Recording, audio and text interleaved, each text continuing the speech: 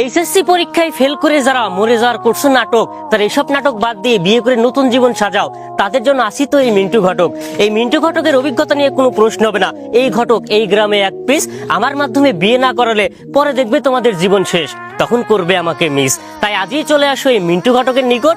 ওই রিক্সাওয়ালা পাত্র থেকে শুরু করে থালা বাসন মাজা এক্সপার্ট পাত্রী সবই কিন্তু আমার কাছে রেডি। তোমাদের জন্য আসে স্পেশাল ডিসকাউন্ট।